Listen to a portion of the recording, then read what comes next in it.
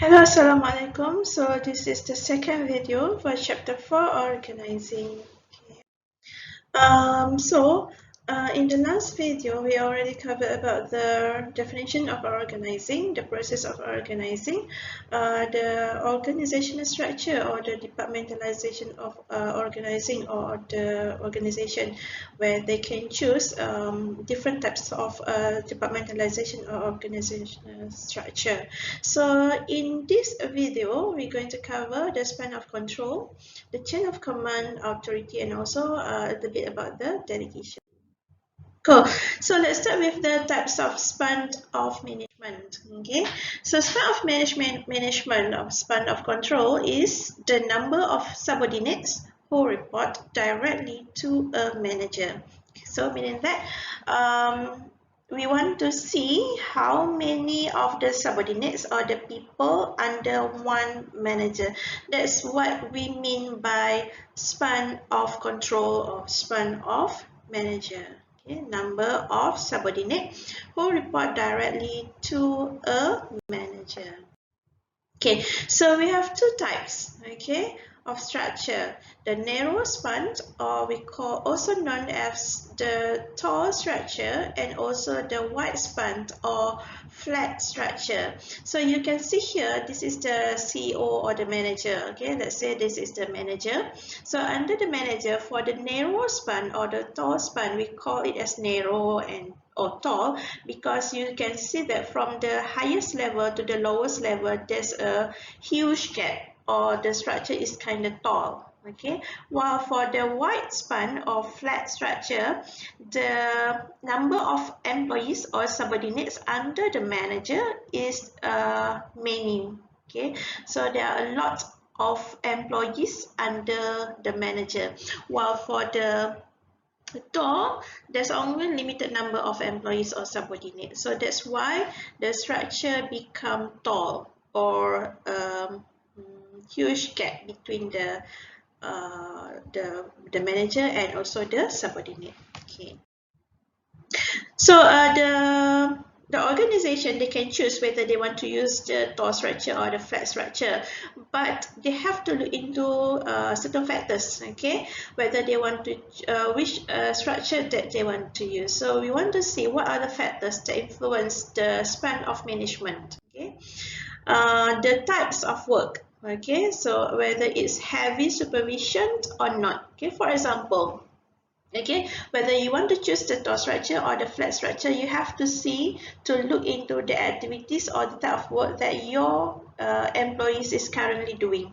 If the tasks or the activities that your employee doing is you need to have the heavy supervision, mean that you have to monitor closely the task of them doing, so you cannot have too many employees under you. Okay, because you don't have much time to work closely or monitor closely for all the employees. It will be difficult for the managers to monitor closely if he have too many subordinates under him. But if the types of activities or the type of work that the employee do didn't need such a huge heavy supervision, so the manager can have many employees or subordinates under him, because well, you don't have to monitor closely, so of course you can have a lot or many of your subordinates under you. Okay, because you don't have to go and check one by one of your subordinates of doing the tasks. Okay.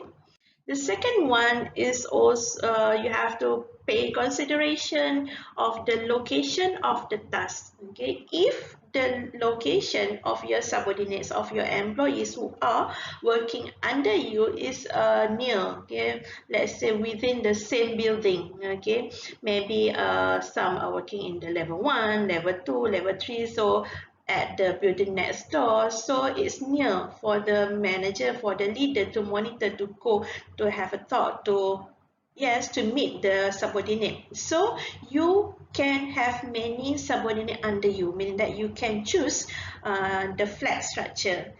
But if the location of your subordinate is far away, okay, so you have to commute, you have to travel to see them, to meet them, to talk with your subordinate, okay, your employees or your employees. So that, of course, you cannot have too many employees under you, okay, because it's far away. So it will be time consuming for you to go and see each of your subordinate, okay. So if the location of your subordinate, of your employees, is far away, so you have to choose the tall structure. Tall structure, because not many employees will be placed under the manager, okay. But if the location of the employees is nearer, okay, so you can have many employees under you, whereby you can choose the flat structure. Okay. Next one, you also need to think the ability of the manager. Okay, sometimes the manager have this experience, okay, in dealing the employees, in working with the employees. Okay, so if the manager is the one who have huge experience, an experienced manager, so of course he can handle many employees under him. Okay, so you can choose the flat structure, can place many employees under him. But if the manager is a new manager, a fresh graduate manager, maybe lack of experience, so of course you don't want to put many people under him, so just enough a few of subordinates, so you have to choose the tall structure. Okay, maybe after him have vast experience, then you can increase the number of employees under him. But if he is still lacking the experience, okay, he not used to work with so many subordinates, so maybe you have to choose the tall structure. Okay. And next one is the abilities and the skills of the employees. If the employees, okay, you see the employees, and this type of employee, they have the skills, okay, skillful employee, they can do the task on their own without the supervision, without the instruction from the supervisor, from the manager. So you can place many subordinate or many employees under that manager, because the manager don't have to teach one by one, to get one by one of the employees, to closely monitor the employees. So he can have many employees, okay, because all the employees are able to do their tasks on their own. Okay, so you can choose to use the flat structure. However, if the employee is new employee, they don't have much skills or experience, they still need guidance, okay, instruction from the manager, so you might want to use the tall structure, where you limit the number of the employees or the subordinate under the one manager. Okay. And next is the amount and type of communication required among the members. Okay. If you between the manager and all the members, they must always communicate, discuss. Okay, so when you want to discuss, of course you don't want to, well, if you have too many employees under you, it will be difficult for you to communicate with each of the employee or each of the subordinates, so you want to limit the number of employees. Okay, so if you need to constantly communicate with your subordinate, you might want to choose the tall structure, because tall structure will have limited number of employees under one manager. But if you don't have to communicate that much with the employees, so maybe you can have many employees under you, where you can choose the flat structure. Okay. Okay, so we already covered the span of control, okay, span of management or span of management. There are two types, the wide and narrow, the tall and flat. Okay. And also, what are the factors, criteria that you need to consider before you choose whether you want to use the wide or the narrow. Okay, so now you want to see the chain of command. Okay, what is chain of command and the components there? We want to see the chain of command and also the scalar relationship. Okay, so first is the chain of command. What is chain of command? Okay, so chain of command is the separate lines of authority or power among all positions in an organization. Okay, lines of authority and responsibility mean that when we draw the organizational charts, so we can see who is at the upper level, who is at the middle level, who at the lower level. Okay, so all these lines that connect with all the positions, okay, all this position will have their own responsibility, will have their own power. Okay, so you can see that which position will be the leader, who gonna report to whom, and so on. So that's the scalar relationship. So this line actually will show who is in power, who under whom, and so on. That's the scalar relationship. Okay. Next, we go to unity of command. Okay. Unity of command suggests that each person within an organization must have a clear reporting relationship to only one supervisor. Okay, so when you see the organizational charts, okay, on any organization, you will see clearly that a person will only report to the immediate boss. Okay, the person who upper that person. Okay, so we will see clearly that everyone will have only one immediate boss. Immediate boss means that the boss who really at just up of us. Okay, of course, if we are at the lowest level, we have so many people who are upper than us, okay, at higher level than us, and then all of them will be our bosses that we have to, yes, obey them. But we only report to the one who is immediate to us, okay, really connect to us. Okay, that is scalar relationship. Okay, now you want to see the scalar relationship. Okay, suggests that there must be a clear and unbroken line of authorities, okay, that extends from the lowest to the highest position in the organization.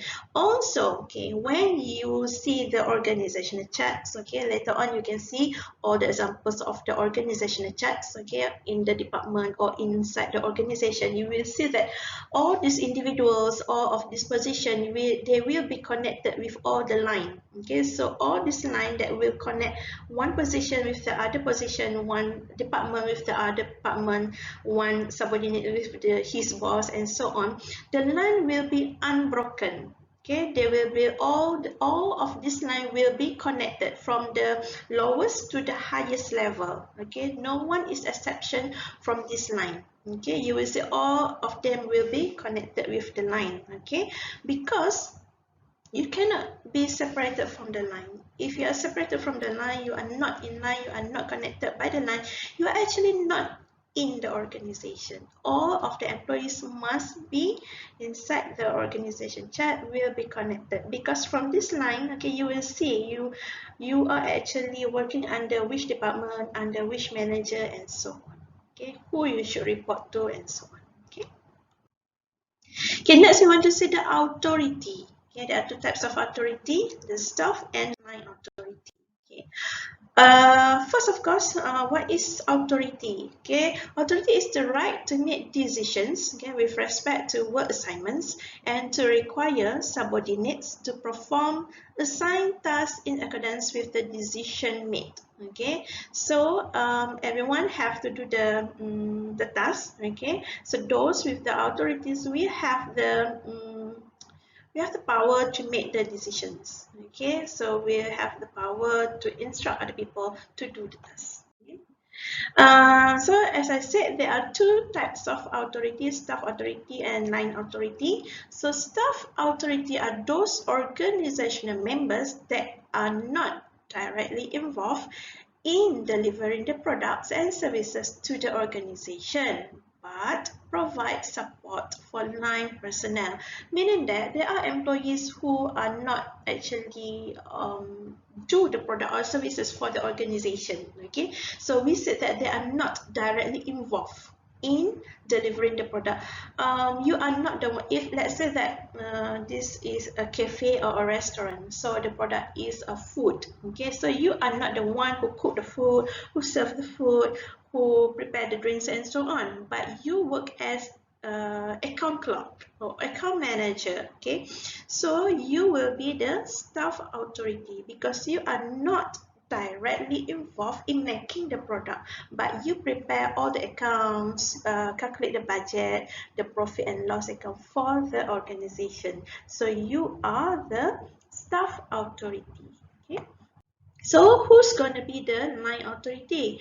Those organizational members that are directly involved in delivering the products and services of the organization, meaning that you are the one who do the pastry, who cook, who prepare the drinks and so on. When you are actually doing the products or deliver the services, so you are the line authority. Okay.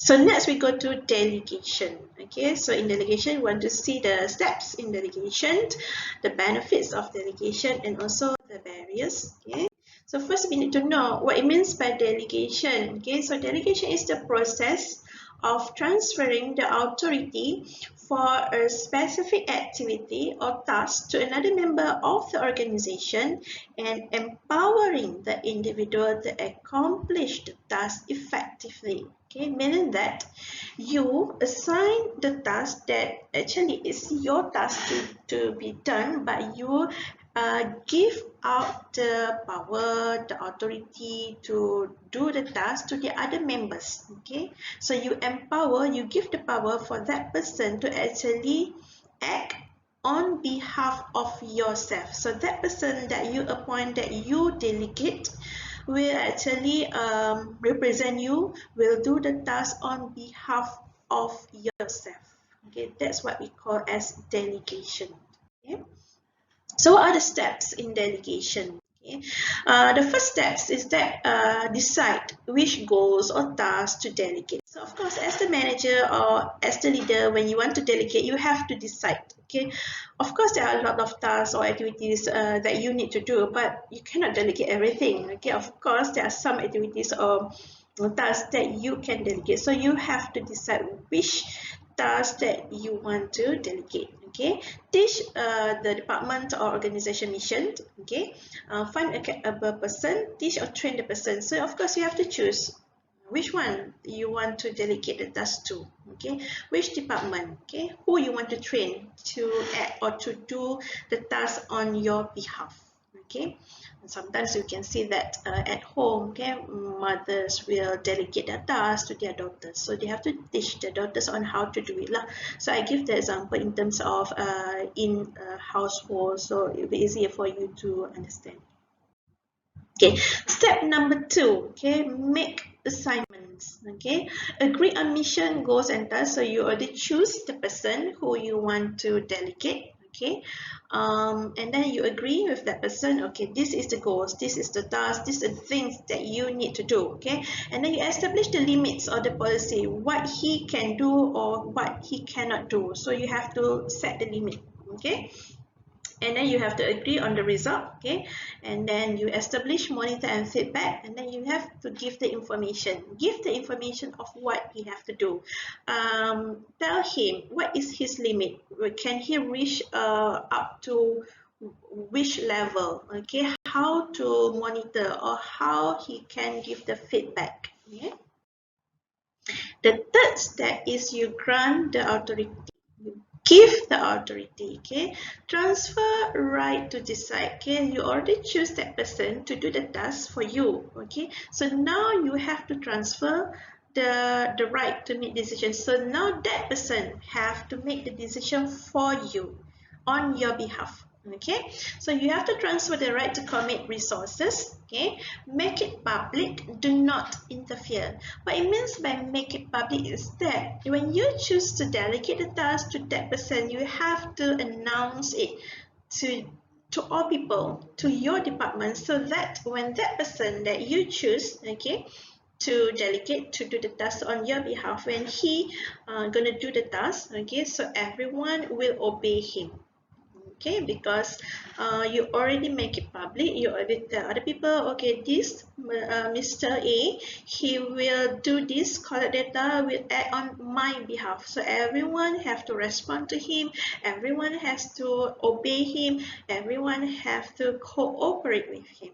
Okay, and then after that, you cannot interfere whatever he decides, whatever action he takes within the limit, of course. So let him be. Okay, you just monitor, but you do not stop him, you do not interfere, or you do not disagree with him. Okay. The fourth step is hold responsibility and accountable. Okay. Of course, you have to check the progress of that person. Okay, treat problems and challenges as teaching or learning opportunities. Of course, since he is the first time doing the task, he didn't know yet whether it's going to be okay or not. Of course, he's going to make a mistake, but it's okay. Do not scold him. We treat all of this the mistake as the learning process, because of course in learning process we do make mistake. Okay, we do face challenges. Okay, so this will help the person to become better in the task. Okay, and the last one, of course, monitoring. Okay, you teach them, of course, when you teach them on how to do the task, you need to reward him. Okay, so that he will be motivated to do it, he will be happy to do it. Okay, you have to communicate constantly with him so that he know whether he's doing it right or not. Okay, you have to continuously give information, give resources, and also try your best to remove all the roadblocks or problems that he might encounter to make it easy for him to do the task. Okay. So what are the benefits of us doing all this delegation? Okay, leads to a more involved and empowered workforce. When we delegate, means that we are giving chance to the subordinates, okay, the employees to do the task. So in a way, we are actually giving them more power. So they will be more involved in the decision making, in the process, and so on. Okay, where they are actually doing it. It's not actually his task, but he is doing your task. So actually we are kind of teach him to have more in control of the process of the new area. Okay, it can improve response time as a result of decisions and information not needing to be passed up and down the organization. Sometimes when we give delegation, we delegate a little bit of our powers, so it can speed up the process. Okay, mean that when the employee do the process, he don't have to refer to the boss, okay, to approve whatever that he have to do, so that he can continue doing it. Okay, so it will be much more faster. Leads to better decision making. Okay, so sometimes because the lower level employees have better experience, better exposure to the situation, so it will become better decision making in whatever that they face. Okay. Provides opportunity for employees to develop analytical and problem solving skills, so this will help them to become more active and can help them to try to solve the problems, okay, from their perspective. Okay. Provide managers the opportunity to accomplish more complicated, difficult, or important tasks. So of course, as the manager, you have other tasks to do. Okay, so if this a little a simple task, so you give it to delegate it to your subordinate, so you have the chance, the time to do all other difficult tasks for you. Okay. Of course, it will give the empowerment, mean that you will give power a little bit to your subordinate, okay, more power for them. Okay.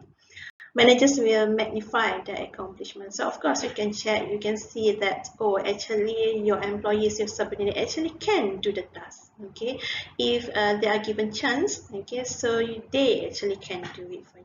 Okay.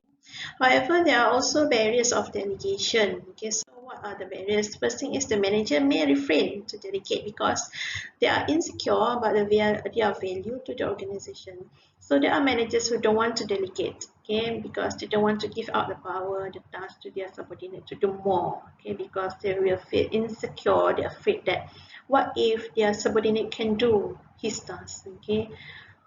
If I'm the manager and then I think that, okay, if I let my subordinate do this task for me, and then what about me? Okay, if they actually can do it, will then didn't need me anymore. Okay, macam tu lah, insecure. Managers simply lack confidence in the abilities of subordinates. Sometimes we don't want to delegate, we don't want the subordinates to do it because we are not confident that they can do it according to our standard or our way. Okay. Managers experience dual accountability. It means that you are actually responsible for the task and then you delegate to other people. Other people will do it for you. So even though that person will do it for you, you still hold the accountable. You are still responsible for that task. Okay. So if that person do it wrong, okay, so you have to also bear the consequences. Subordinates are reluctant to accept delegation. So sometimes the manager wants to delegate, okay, the tasks, okay, the activities, the power, but there will be also subordinates who don't want to receive all this extra work. They might think that this is my manager's task or activities or work, so why I have to do it? No reward for the job done. So of course, if the manager didn't give any rewards, so of course the subordinate will be reluctant to do it. Okay, because it's the manager's task. Okay, so if the subordinates manage to do it successfully, the manager who will get all the benefits, the reward, and so on, and not the subordinate. Okay, that might what the subordinate think. Yeah. So that's it for this chapter. Okay, I hope you understand. If you have any question, you can always ask me. Okay, thank you.